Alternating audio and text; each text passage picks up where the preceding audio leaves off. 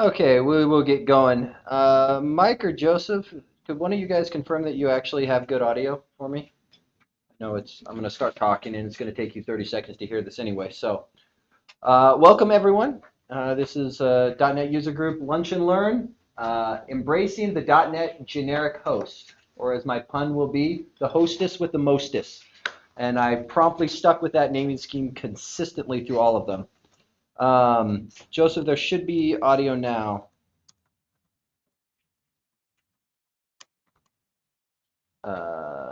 Sorry, just going to confirm that we actually have audio. I see audio going. Audio is there. Sweet. Thank you, Alex. Appreciate it. I am Kevin Bost. If this title doesn't look like what you intended to be here for, you're on the wrong stream. So we'll continue on. Here at Intelitech, and my big face is blocking it, we cover several .NET or several user groups: the .NET user group, the DevOps meetup group, and the Python user group. Let's see. Sponsored by Intelitech, leaders in solution architecture, passionate about learning, which is why most of us are here, because we enjoy learning things. We are always in the market for great people, so especially if you are in the Spokane, Washington area and interested in a position, come talk to us. Let's see. There is a fall meetup for the .NET user group that is to be announced. We've been doing a lot of these lunch and learns kind of on YouTube, so you keep an eye on the meetup group, as well as this channel for the upcoming ones that we've got going. There is our .NET conference video from January, February, earlier in the year. Lots of good videos in there. Check them out. I particularly like Kelly's MVVM and Blazor one, so if you need a hint to where to start, I'd go there. Let's see. Python.NET user group meets. Oh man, my face is really in the way. Sorry, hang on. Oh yeah, Python.NET user group. I'm gonna just move myself out of the way. Iron Python. Sorry. For those who can't tell, I don't do a lot of Python. July 10th, which we're kind of already past, is Coffee and Code, and then July 18th will be the meetup. URLs down there at the bottom. DevOps meetup. Once again, I'm just going to keep moving my big fat head around until I get where I want it to be. The intro to DevOps with AWS Part 2 is going to be on July 25th. I think that's Reese again.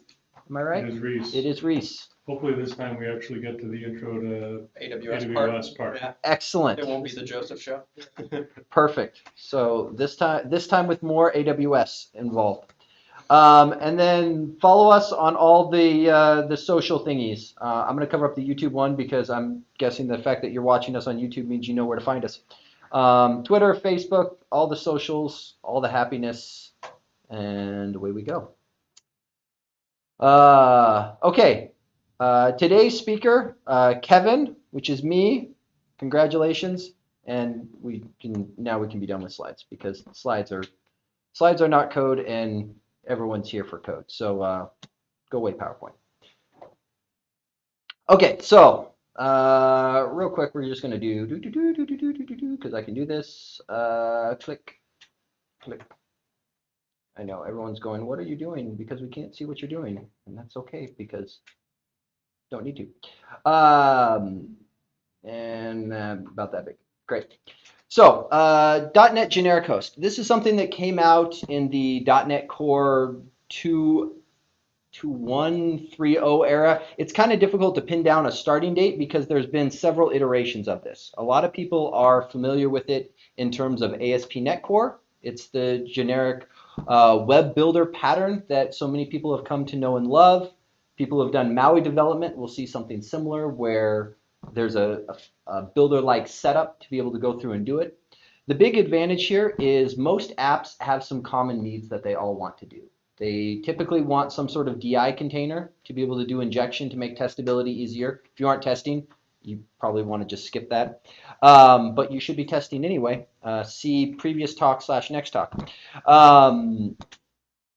Have some sort of logging infrastructure, which oftentimes goes right along with the DI setup of being able to inject loggers and have that configuration be set up. some way of bringing configuration into your app. Oftentimes we want to be able to read from our config files, our environment variables, maybe the command line if we're really feeling excited to be able to have a centralized place to bring that information in and have an easy way of accessing it. And this is kind of cross-cutting across all application types, whether you're building a console app, whether you're building a web app, whether you're building a desktop app, mobile app, whatever. All these kind of things come together. This was how the kind of generic host came to be. Microsoft played with it with ASP.NET Core, and it went, oh, this is working really well. And a bunch of people were like, I want this outside of ASP.NET Core. And that's kind of where the generic host came to be. You will unfortunately find documentation still littered around that covers pre-generic host, which can add confusion to it. I will try to call out where things are different. If you pull up any of the documentation around, say, Windows services, they have since renamed the method names. Everything that started with the word add just replaced with the word use, and you'll be off to the races. And most of the documentation is still good. But again, there's this obnoxious bit where things have slowly evolved over time, and it's been a little bit more problematic. So let's dive in. Welcome, Jared. It is good to have you. I hope you're enjoying your vacation. So we are going to start with the bestest app name I could come up with, Hostess Mostess, because why not? If you're going to commit to a pun, you continue with it all the way through. The most important thing here is bringing in the NuGet package, so Microsoft extensions.hosting. This is a package that has quite a few dependencies. It takes things on the DI abstractions. It takes dependencies on the IOptions, the configuration, all of that extra stuff in order to be able to work. I'm just doing latest and greatest .NET 7, all the things. You can still pull this in on some of the older-ish frameworks. If you're all the way back on .NET framework, you're going to be hurting a little bit. Not everything ports all the way back to like net standard. Most of it gets pretty close. So it'll probably work. And then we're going to go through, for people who have used this, you'll note I started off doing this the hardest possible way that I could come up with. We're going to, kind of like how the teacher in school always taught you how to do the math problems the longhand way before showing you the shortcut. This is going to be the long-handed way. Wait till step 4, I think, and then I'll show you how we delete almost all the code and make it go away. But oftentimes one of the biggest hurdles I see with people fighting with generic host is they don't know how to set it up because they don't know what's happening under the hood. You can get a lot done with a couple method calls, but if you don't understand what those method calls are giving you, it's oftentimes very confusing and you don't know what to do. So this is doing it as close to by hand as I could come up with. And my big head is in the way. Whoop. It's not in the way for the people here, but there we go. So I got to remember to not be stupid. Okay, so for those people who missed it, .NET 7, NuGet package, I'm sorry. Going through here, everything starts from the host builder. So the basic premise here is you have some sort of builder pattern that oftentimes has very fluenty APIs. Fluent APIs meaning you've got things like this configure services where it actually is returning a host builder. You could actually do this, and it's perfectly fine. But this is both the blessing and the curse about Fluent APIs. Fluent APIs return the same instance that was passed in so that you can chain your methods together. But it also leads to some bit of confusion about, is the return value somehow different than the value I passed in? In this case, all of these ones are going to mutate the builder instance for what it's worth. First and foremost, one of the things that everything is built on is the concept of DI. So we go, okay, let's set up a configure services. People who've done ASP.NET Core with the startup CS thing are familiar with having some sort of configure services thing. Takes a service collection. I'm not going to spend too much time actually diving into the intricacies of DI. This works like every other Microsoft setup where you've worked with the DI abstractions. Singleton, scope, transient, all the fun things. The other important thing to understand about the generic host is everything in here is pluggable. So just like how in ASP.NET Core, if you don't like the DI container that Microsoft comes with it, swap it out. You'd rather run AutoFac? Great. Go grab their NuGet package. A lot of the documentation that you'll find, especially from third parties who have trouble keeping documentation up to date, myself included, if you look for their ASP.NET Core docs for getting started, you'll often find generic host type documentation. Just erase the part in the docs that says ASP.NET Core and apply it to wherever you have the generic host. Because at the end of the day, an ASP.NET Core application is just a console app that happens to serve up websites, right? ASP.NET Core plugs extra stuff into the generic host for doing the HTTP and Razor-y type stuff, but it doesn't have to, right? That's effectively what ASP.NET Core is giving you.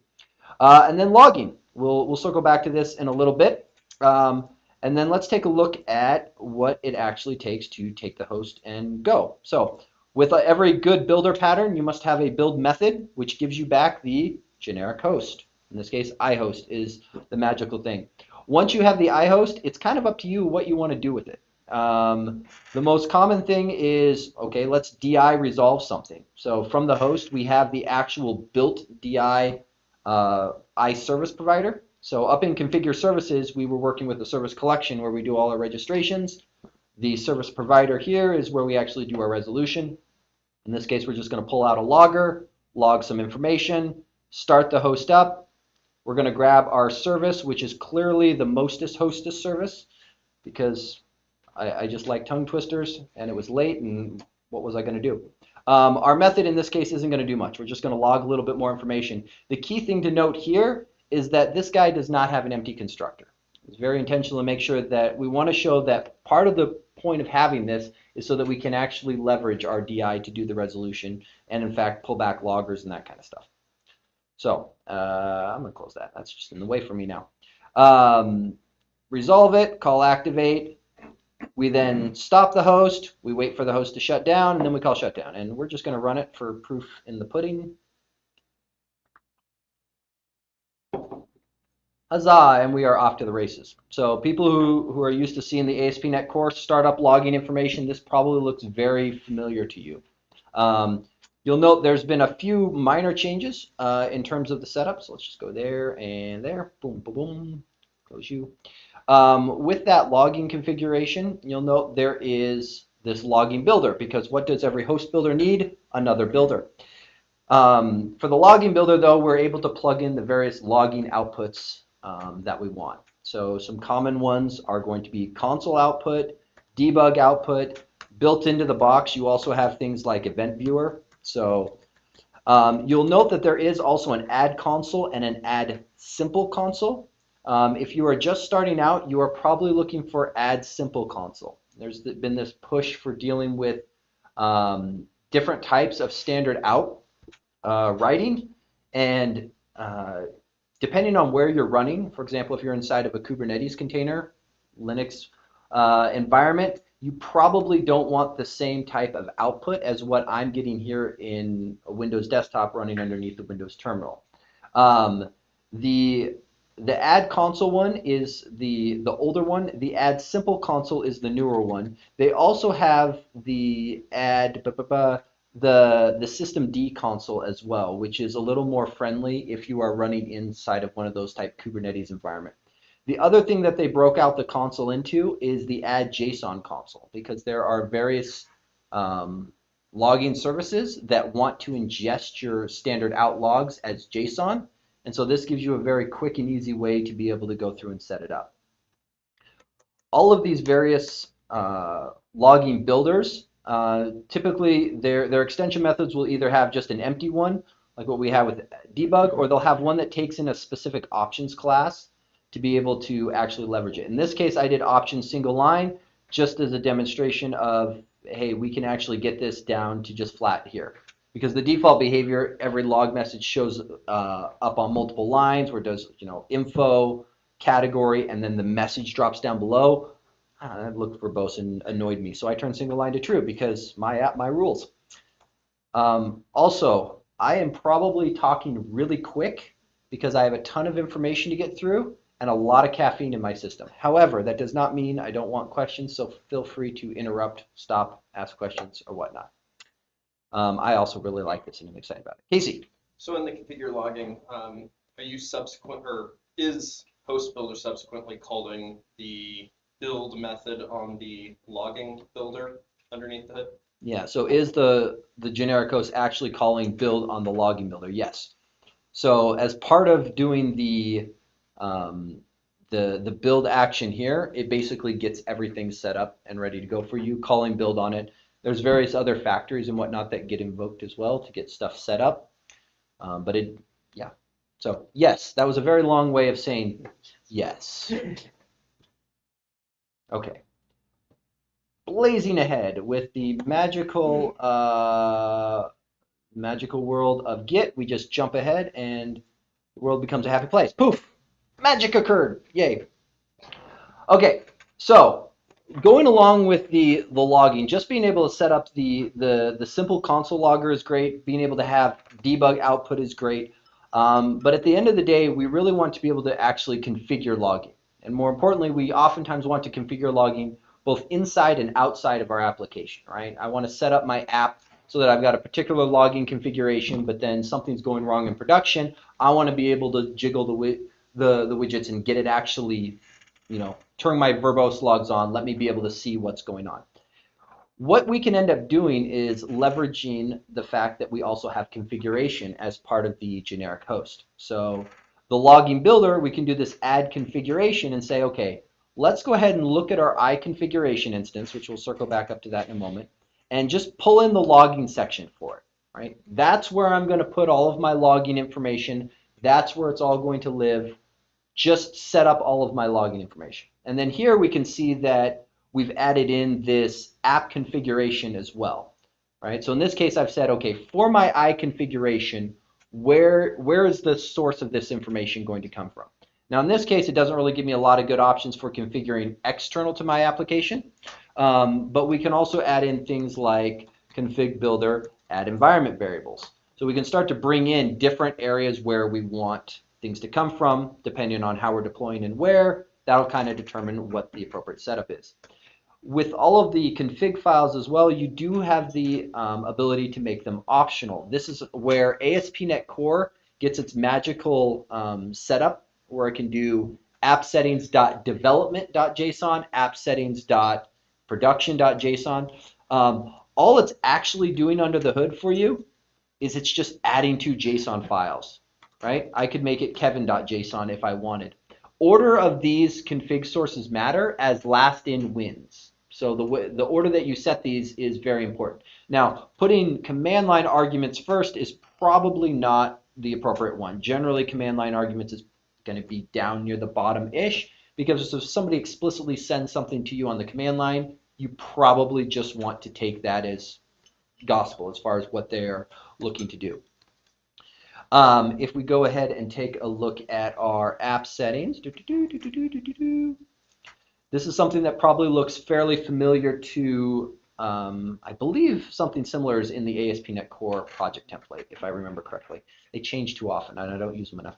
But this is our section that we explicitly told it, hey, here is the logging portion that we're going to grab. We set a default log level of, hey, if the log message isn't at minimum info, I don't care to see it, right? And then we can come down here and we can actually configure our logging targets individually as well. This is the generic level for kind of our baseline of what we're going to start with. But then we can say, you know what, console logging, I really don't care that much. Let's turn this off. Or, when we fired that up last time, we saw a bunch of output that was coming from Microsoft hosting.lifetime. Right? The second bit here is the category. You can filter down your log levels based upon that category.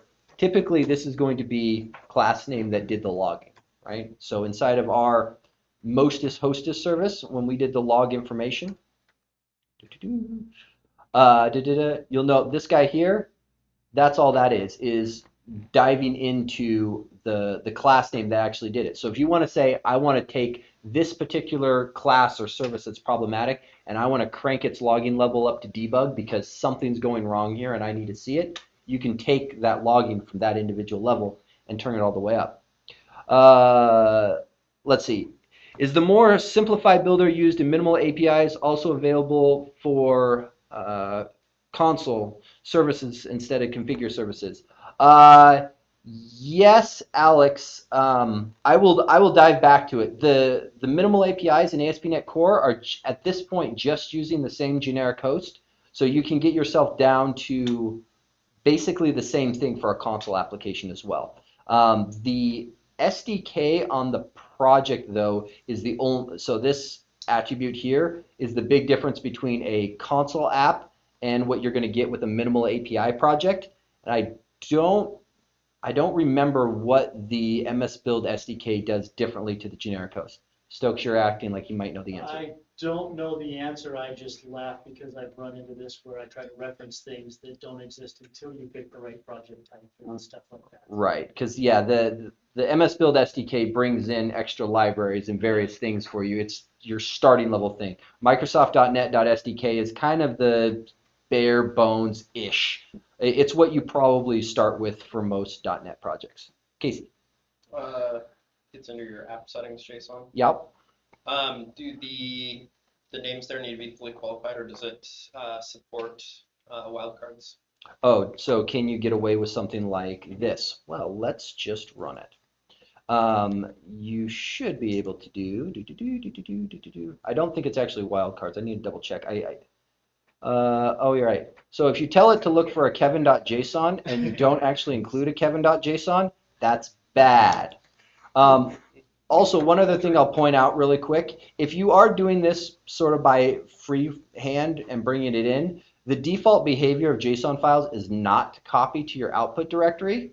So you want to set the copy to output directory to something other than none, right? Otherwise, you will end up this. So I set optional false as a way of making it go through there, just as a simple test. And so we're down to just warn there from, or I guess let's turn default off of warning, because that was really the question, right? And so yes, you can filter down with wildcards. I believe it also just does a plain starts with as well. Okay. We can just test that really quick. Yes. Which is how you'll often see more things written. Like people will just say everything from the Microsoft area, go ahead and kill it. Let's see, you can answer later, but does generic host need the wait for cancellation token loop to end once it's activated? Does it remain in process until Control C? Ooh, Michael, great question. You're jumping ahead in my script. I will get to that a little later. So, sort of. Depends, like all good answers. But the important, or I should say, the big idea here is that we can now set up our logging in a way that makes sense for us, and then we just get logging for free throughout the app. Because ideally, when we're building our applications, we really want to code against the abstractions libraries, and then let the host or the configuration higher up determine what to do with that. Right? If somebody comes along later and says, you know, it'd be really great if we were also logging to event log. Or, hey, by the way, we just picked up Datadog and now we want to ingest our logs this way. You don't want to have to go back and change all that. It would be nice to be able to just come right into your configure login and going, great, where do you want the logs sent? What levels do you want? Maybe, depending on how I set this up, I might not even need to recompile and redeploy. I might just go tweak these things externally. Okay, so speaking of tweaking things externally, let's take a closer look at the configuration sources. Boom. And magic. Oh, look at that. Okay, so if in the event that somebody does come to us and say, hey, you know what, we'd like to be able to tweak this. It's running out in, say, an app service or something. We don't want to have to recompile, redeploy. We just want to modify these configuration settings. Environment variables tend to be a fairly common way of being able to push that out. The add environment variables does support passing in a prefix. In general, you probably want to leverage the prefix. If you're running inside of a container where you're not really worried about collisions between your app and somebody else's with environment variables, it's fine. But even just from a development standpoint, running locally, it can be kind of annoying if you pick, you know, my name here and then you do that on multiple applications, you then end up shooting yourself in the foot where you're like, shoot, when I debug this, I need to go change this other app variable. Launch settings.json is great because it gives you a way of being able to configure those or those environment variables without making it a system-wide change, but it still can be a little bit of a pain if you don't specify a prefix of some kind in there. We also moved this guy down here as well. Actually, let's take a quick look. So when looking at environment variables and actually configuration in general, with app settings, things are fairly easy, right? When we do app settings.json, I can do a hierarchy just by going login, log level, default. And anybody who's worked with JSON before, it's a fairly obvious hierarchy of how this is set up. I've got a logging object, contains a login level object, default property, values, information. Perfect. When we start talking about environment variables, there is no hierarchy. Environment variables are key value pairs. That's all we've got. Right? So we can't really take and do the same type of thing. And we don't want to just plug an entire block of JSON into an environment variable. That would suck. No one wants that. All of the various logging providers that come built in the box have different ways of being able to specify your hierarchy.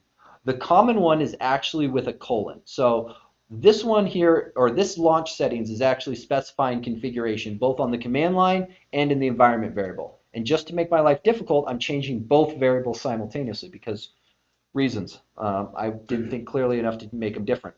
But for the command line, you can actually do double hyphen, /, or you can just straight leave it. And it's perfectly happy to accept it. You can also have a space between your key and value. You can also put in equals if you'd like. All of those ones work. When in doubt, check the docs on the configuration provider. It was set up with this idea to try to just work regardless of what the person did. There's a trade-off between trying to cover all the things and being easily discoverable. To some degree, it was actually more complicated to figure out. The important part here is the colon is usually used to denote hierarchy. For environment variables, you'll note I've added my prefix here, and I've done my prefix with a double underscore on it in my program CS. This is intentional, as the environment variable configuration provider does the hierarchy typically with double underscores. It also supports colon. However, colon in environment variables doesn't work in all situations, so you need to be careful when using it depending on where you're deploying. So most people, when they do environment variables, are just going to go with the double underscore because that works everywhere and it's happy. It's just now different. So picking your prefix, making it intentional, that way I don't have to worry about things colliding later in life. Everyone's happy. Right? Let's see. And then we can actually go through and then let's just demo this really quick. So in this case, command line arguments are setting the default to information. The environment variables are setting it to warning. And then the only question is, what is the order of these things in here, right? Because last in wins. Even the app settings.json is going to try to configure this value. So if we fire it up, we see that we get all of our information. If we go and look, we see that our last one was, command line. And so the command line R's ended up doing this. If we hypothetically typo this because we can't spell and then run it, you'll note now the environment variables are the next to last thing in the list. It takes over and we're now stripped down to warning level. So it's a nice, very convenient way to be able to set up your configuration. There's additional NuGet packages for a lot of other configuration sources that you might want. Various databases, Key Vault being a very popular one to be able to go through and do. Be aware with things that might make long-running network calls like Key Vault is that you do take a startup hit. It is not free to go out and read secrets out of a Key Vault into your configuration. And it can be a little bit slow at times. So if startup performance is important to you, be careful what configuration sources that you're actually leveraging because those can take time to go through and read. On the note of startup performance, it's worth pointing out, I'm doing this in a console application, but a generic host in a console application may not be what you actually want. I'm doing this because a console app in my mind is the simplest of all application types. However, there are a large number of console applications that are designed to start up quickly, do a thing, and shut down. Right? I'm thinking get.exe, ls. Right? Those types of commands startup time actually matters, because when I type ls enter, I don't want to wait for it to set up a configuration, a generic host, go out to Key Vault and come back and report back to me. That is horrible, right? So certain console applications or anything where startup performance matters, generic host is going to be a trade-off in what you might get. Yes, Jared, I do typo every now and then. So just be aware of that even though this is wonderful, if your app doesn't need DI, logging, those types of things, you probably don't want to actually leverage this. Things where features like that matter more than startup performance, it's probably worth looking into doing it. The other thing that's worth noting is it's actually not terribly difficult to throw in your own configuration sources. For example, I built a Key Vault one, just wrapping the built-in one that was actually tolerant of the running user not having access to the Key Vault, because the built-in one will throw an exception if it can't get to the Key Vault. It's kind of what you would expect. Use whatever authentication you're using to get to Azure didn't work, let it throw. But in my case, I wanted to use it in an open source application. I'm like, Key Vault's going to work great for me. It's going to suck for everyone else who forks my repo. But you know what? I don't want that to prohibit them from running the app.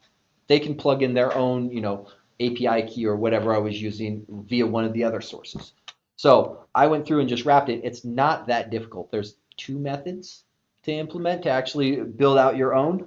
And so, like I said, there are quite a few of them in there.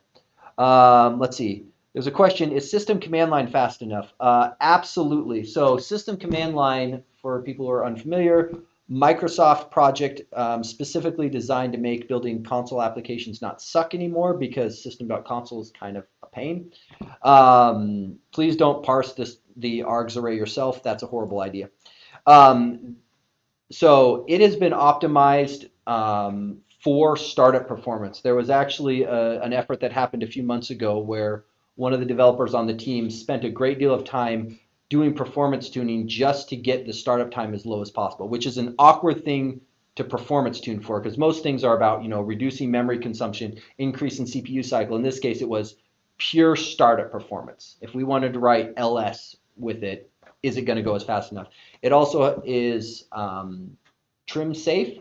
So if you are able to turn on trimming, which is kind of difficult because a lot of libraries don't support it yet, but if you are able to turn on trimming, it does work well for that as well. Okay. Talking fast. Okay, let's keep going because configuration is so cool. Reset and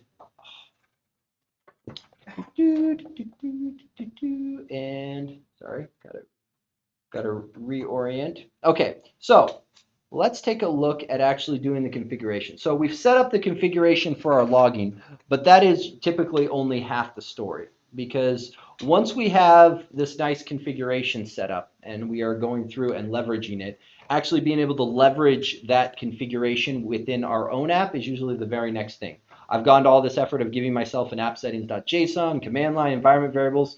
What about my thingies, right? When Kevin wants to add his own thing. So obviously, hostess, because why not? I may have been hungry when I wrote this. There's a very real chance that I was thinking of Twinkies and Ding Dongs. For anybody outside the US, those are very sweet, sugary treats that get consumed. So in this case, we have Mostess mode enabled as a Boolean, because why not? And then our service, if Mostess mode is enabled, that's obviously a critical thing, and we need to shout it at the top of our lungs because, again, reasons. Twinkies are awesome. So with the IOptions pattern, this gives us a very easy way of having our code be bound against a strongly typed object that gets sourced from our configuration, rather than having to have our classes actually know anything about configuration. Because in an ideal situation, when I'm writing my service class, I don't want it to take in an I configuration. That's a very heavy-handed approach to be able to pass the data all the way through. I want to be able to say, what are the configuration things that this guy cares about? Right? In this case, he cares about this Mostess mode enabled for whatever reason. And I can break it apart into logical groupings of whatever makes sense. Right? Maybe I've got some sort of Azure configuration where I'm like, you know what? I'm going to need a profile name and a key that goes here. Great. Let's group those two things together. Inside of our app settings, you'll note there is a section, just like we created a logging section. We have a hostess section, and then we have a enabled mode here so that we can toggle the flag on and off. And then we've got a POCO where this thing just magically lines up. I did not spend a great deal of time diving into everything that's available in the IOptions stuff. So this will be a bit of an exercise to the reader, listener, etc. Things that are worth knowing about with IOptions that are possible. This is going to read your IOptions once and hold on to it. There are various other versions of the IOptions interface that will do like snapshots where you can say, give me the current value of this, which is slightly more expensive because now it might have to go back and read from, say, Key Vault every time you say, give me the value of this thing. The important thing here is this called a dot value of when it's going to go. In this case, this option is going to be read once, done, no one cares. But just be aware that there are things like that that are out there. There's currently not a built-in way of saving options back out. Because in order to save the data back out, it would require something about the provider knowing how to serialize this out. You'll find samples online where people have built various output options, specifically like writing out JSON files, because taking an object and serializing it to JSON, not terribly difficult to do, right? But in order to know that that's the output that you want to save to rather than one of the other configuration sources, that gets difficult. Because, for example, command line, you don't really save that information back. It's kind of a one-way street all the way in. And so this is very much set up in there. The other thing on the IOptions that is built in that's worth knowing about is validation. So being able to decorate your POCOs with things like a required attribute. You do specifically have to make a call on here to actually say validate, so that you know when the validation is going to occur or when you might want to do that validation. There's also the concept of configure and post-configure. These are largely around people who are doing like library style development so that you can set up, say, defaults on an option, but still allow somebody consuming your library to override it with their configuration and do other things. So again, not going to dive too deep because there's a ton of stuff available inside of the option stuff. The important part is building it through here. This bind configuration is really just shorthand for being able to reach into your I configuration and pulling it out based upon a section name. I always like looking at it or conceptually visualizing things from the concept of my app settings.json because that is where the hierarchy is most easily visible to be able to go through and do it. But it is worth noting that you can pull from anywhere. Some people have various opinions on how to name these things. Well, if the class name matches, maybe I should go through and do it. At least what you see in the docs and my mild preference is I usually like creating a constant that has the section name for it. Some people get a little twitchy and go, well, hang on, now you've got this implicit coupling between your JSON file and your configuration and how it's referenced, right? Some people will even go and say, well, you know what? I'm just going to do name of and this works for me. Great, fine. If that's how you want to do it, wonderful. Just be aware that you do have, if you do something like name of and somebody comes through and renames this, you get to meet all of the fun joy that comes with that. The other thing to be aware of with options is the classes do need to be non-abstract with a public parameterless constructor. Very important. That will bite you if you try to use a positional record class because a positional record class does not have a parameterless constructor, and so it will end up biting. The other thing is it will only bind to properties, not fields. So that works, that doesn't. Right? So it does have to be a property with read-write. All of the stuff is in the documentation. Those are the common pitfalls, at least the ones that I see. But again, noting that it does support things like that validation and whatnot. If you find yourself inside of your service class validating the values in your IOptions, you might consider if that's actually the right place where you want to do it. Sometimes it makes sense to validate the values at the point you use them. A lot of times you want configuration problems like that to be surfaced immediately when your app is starting up. So for what it is worth. So There is IOptions. It is wonderful. It is awesome. Please do your configuration with IOptions. Once again, it allows you to be able to write your code and have your code be completely ignorant of anything else. One other API I will mention really quick. So for example, when invoking this, to create an IOptions instance, a lot of people get, especially people who are doing like mocking for their unit tests, immediately go, interface, I mock interface. Don't do that, please don't. There is a much simpler option. So the option class itself has a, where are you? Option.create, option create. Dang it. I'm going to back up and go where it's not going to be a naming conflict. Options, create, right? And then here I could do new hostess, right? So if you want to get yourself an IOptions instance, this is by far the easiest way to do it, because then you'll know this is just a straight POCO at this point. It's nothing fancy. I knew it up. I can set my default settings to whatever I want it to be, right? Mostest mode enabled, false. And then I can use this for all of my tests. So don't mock an IOptions interface. Just instantiate the POCO with whatever values you want to test your configuration with and use options create, and you're off to the races. So much simpler than trying to do a bunch of mocking stuff around it. Admittedly, the IOptions interface is really simple. It's dot value. So straight and simple, but don't go overboard on the mocking. Okay, let's carry forward. Okay, so now we've done everything the hard way, right? Now we get to take and look at what simpler might actually be. So I don't know, what are we up to? 54 lines. There's some white space and all that jazz in there. Okay, so let's delete some code, like all of it. So, and then this will get all the way back to Michael's question earlier about the lifetime issues. So built onto the host class is this wonderful option for create default builder. You'll also note that underneath host builder, there is configured defaults, right? So one of these things cheaply takes you into the other. But this create default builder, this is where a lot of people find, and that's ugly to look at. We'll look at it with the, there, we'll do it with the IntelliSense. And if I do, oh, dang it. You gotta catch it right on the go. Ha ha ha, I win. There we go, gotcha. Hold. This is everything that the create default builder goes through and gives you. And a lot of this stuff aligns with what we set up when we did manually, right? So we'll ignore the content root path, that doesn't matter. A lot of the configuration stuff that we set up, it's going to go through and duplicate for us. You'll note there's a handful of things like the .NET underscore prefix for environment variables. Great, we don't care.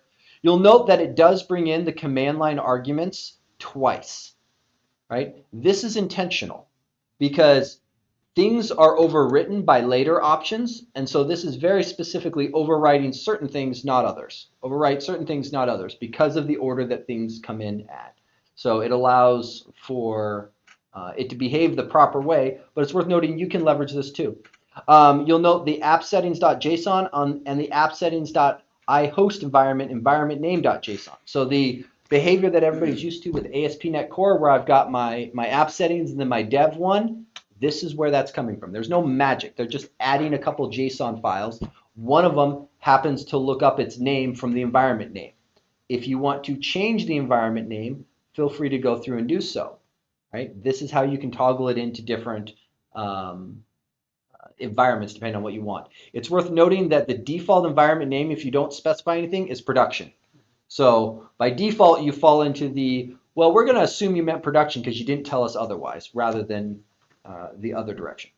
They tie in user secrets, which is a great way. It's basically just another JSON file, but it's one that's very intentionally not part of your repository. It pulls in more environment variables, command line arguments, and then it sets up our logging to automatically log to console, debug, and event source outputs. All right, so very close to what we had previously.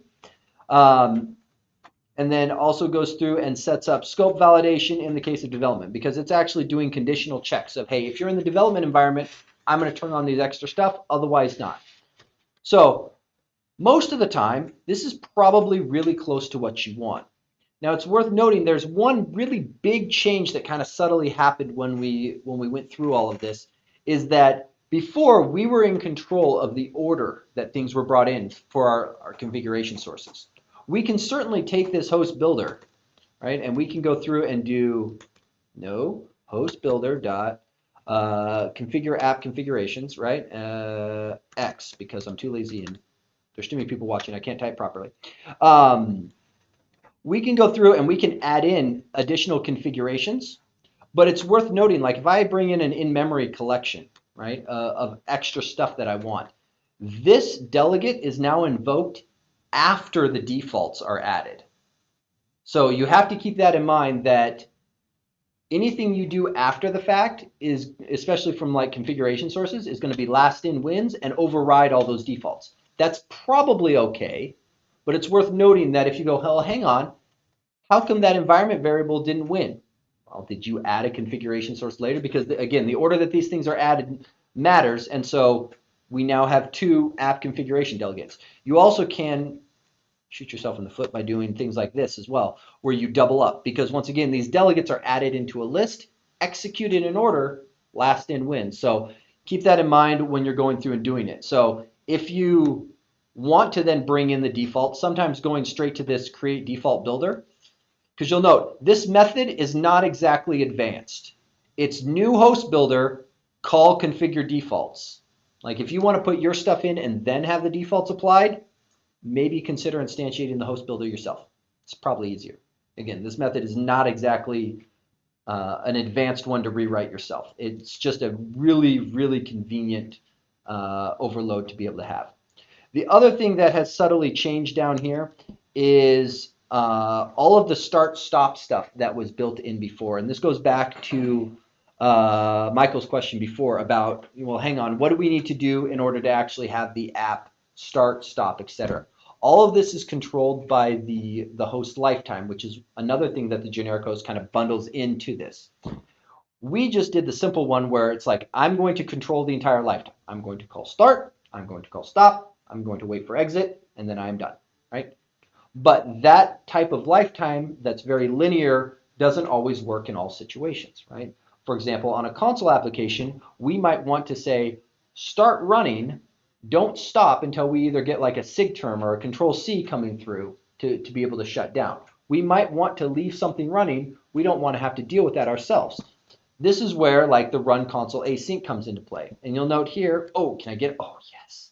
This is specifically what this lifetime is designed for, is to hold on, keep your host running, and don't actually return until you get that control C or sig term coming back through, right? For those people who aren't in Linux environments, sig term is the actual message that gets sent to your process. I find that Windows users generally don't know about WinProc messages and that kind of thing. So it's a thing that happens. Trust me, it's cool. But there are other lifetimes beyond just the console lifetime as well. They've got ones that are built for systemd as well as Windows services as well. Again, if one of those lifetimes more closely matches what you're looking for, great. Otherwise, you can call the start, stop calls yourself, and everyone's happy. Everything works. But it does mean that now we can delete a whole bunch of code and get down to just this one. Let's see. So the context of my question from Michael was comparing the generic host with the .NET Core hosted worker template that has the cancellation token in loop. Ooh, Michael, hang on. I got one more commit in my list, and I've got that template coming. So I'll circle back to it one more time. I feel bad for keep punting your questions. You're very good at jumping the script. The other thing that I wanted to call out that you get with the generic host is this idea of a hosted service. So a hosted service is something that you want started and effectively running in the background, right? I want to kick this thing off and get going. The add hosted service just requires you to pass in something that implements, I hosted service, there we go, boom. And you'll know iHosted service is a very simple interface to implement. You got start, you got stop, not a lot of thinking involved, right? In the case of running this thing inside of the console lifetime, the expectation is when we call run, the generic host is going to do all of the creation stuff that we need. It's going to call start on our most is hostess service.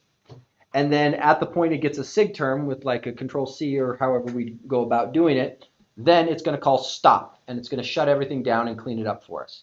This is generally what you might set up for a lot of situations, especially like ASP.NET Core where you're very event driven of request comes in. It's like, well, but I've got this thingy I want to do in the background. Great. This is a way to do it. You do not need to implement the iHosted service directly, though. There are a couple helpers that are worth noting. Specifically, this background service is a very convenient implementation of iHosted service. This guy itself basically gives you a single method that you want to go through and handle, because sometimes you don't care about start stop. You care about run. I want to execute. I don't want to think. I want to execute my service and not think too hard. So in those cases, the background service is a wonderful one. Yeah, and Alex's comment of you should be able to add hosted service in console as well. Yes, absolutely. And in this case, this is effectively my way of saying, well, okay, rather than me calling activate async, I'll just implement execute async and send it out, right? And we can fire this off. Everything worked when I tested. Huzzah! Yay, it works. And you'll note our app has not terminated, right? Visual Studio is still running. Everyone's happy. I can control C and we terminate. We get the shutting down message from the lifetime because we sent the control C through and it goes through and works. All right, so again, worth noting, the console runtime is easily in the box. There's other options for Windows Service and Systemd, which we'll take a look at in a second. Or if you are in some other land where you know what your lifetime needs to be, you can call the start stop method yourself. There are the overloads with cancellation tokens. It is worth also calling out that Host Builder does have start and start async. In general, as much as is possible, you want to favor using the async overloads as much as possible. The synchronous overloads are actually just wrapping the async overloads. So for example, start here, a nice synchronous method, is just wrapping an async method. Okay. Worth noting, this has all of the potential pitfalls of sync over async, of potential deadlocks, performance problems, etc. So as much as is reasonable, favor using the async overloads whenever you can, because it will make your life much, much easier. Okay, let's jump ahead one more time, and then we can hopefully, at this point, then I'll be able to answer all of Michael's questions. Jump, do the git thing, reload, yep. This time it's unhappy because now I have more projects in my list. Okay, so specifically taking a look at the setup for being able to go through and do like a Windows service or a hosted worker template. So this Windows service, if you pull the docs online from learn.microsoft.com for doing a Windows service with a generic host, you're going to find directions that point you down doing this this worker template to build it up. And so you get a lot of this stuff out of the box. And you'll know one of the things that it already comes with is the Microsoft Extensions hosting package already in. To do a Windows service and to bring in the needed extension methods that you want, Microsoft Extensions hosting Windows service, you bring that in. You come back over here and you do .use Windows service. The documentation says add Windows service. That's a bold-faced lie. It's been renamed. So that may be true in ye older versions. Latest version, it's use Windows service. And now we're set up in a situation where we can actually then register up as a Windows service. And this guy here is going to register a Windows service lifetime as part of the generic host that is going to watch for the Windows service starting, stopping type events and handle those for us. So now if we want to be able to deploy out a Windows service, we have a very simple way of doing it, and we don't need to spend a bunch of time trying to figure out how do I interact with Windows service, how do I reorient or re-architect my stuff. You don't think about it, right? You write what you want to do. And the default template, you'll note the worker that they come with just has a background service that's executed as a hosted service. It takes in the cancellation token, and this one literally just spins and launches. So if we go here, you can see this guy just runs, tick, tick, tick, Control C, or you be in the app, and then it shuts down. So focus is important when pressing it. And that's all there is to generic host inside of a Windows service. WPF, because it's my bread and butter and I love it, you can do something similar as well, but WPF predates the generic host. So there is no support because generic host wasn't a thing when WPF came out. So you end up having to do it all by yourself. And this is probably an example of one of the hardest possible situations to plug the generic host into, because WPF even tries to hide main away from you. It doesn't want you to even leverage main. You first have to tell it, no, I'm going to do my own main method. Don't generate me a main method. Here's my new main method. Don't think, right? Then in our app.xaml, in our main method, we can go through and stand up our own host. And then more importantly, all this does is it says, okay, in order for a WPF app to work, we have to set up the main window. We now have to take some responsibility for configuring that window properly, setting visibility to visible intentionally. We can then pull our window right out of here. But now we have all of the benefits of our generic host inside of WPF. So I've got all of my DI stuff. My windows now can take my view model in. This is very similar to like how the Maui builder is structured for being able to build mobile applications, but now brought into WPF land. If anybody likes this, I have some .NET New templates where it pre-cans a WPF app already in the state for you, because I had to do it twice, and that was my threshold for how long I would spend doing it before I built a template. Whew! That was 58 minutes of rapid talking. Questions? Comments? Concerns? Mistakes that I made? John? If you're not using the use Windows service option that you showed in the second project, does it run just as a task? If you don't do the use Windows service. So what will end up happening for this particular project, to actually deploy as a Windows service, there's some extra steps you have to take to actually register as a Windows service. What will end up happening is the Windows service will see it as just a regular console app, and so it won't be listening for those lifetime events. So you'll get bit a little bit there in terms of setting it up that way. So if you end up dropping it. But typically you're going to want to be listening for that for when somebody does like sc.exe stop or whatever. That's going to be one of the things that would send, like, say, a SIG term over to your Windows service to say, hey, please start shutting down. That's the type of event that you want the lifetime listening to so that it appropriately shuts down. What else? Great question. Love it.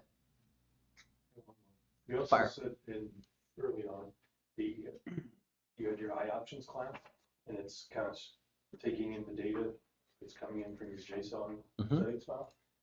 And you said that it needed to have the getter and setter. Why would you need a setter if you're not going to write it, if you can't write it back out? So why it needs both a getter and setter. So the requirement for both a getter and a setter is a requirement from the underlying package that's going to create this.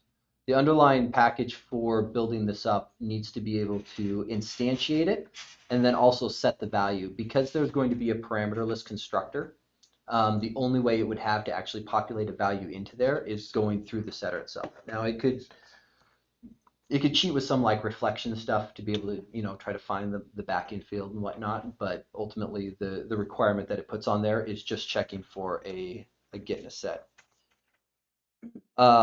Question online. So if I'm hosting a minimal API in a Docker container that needs a background worker type of service, which is best? Console, generic host, background worker, or hosted service?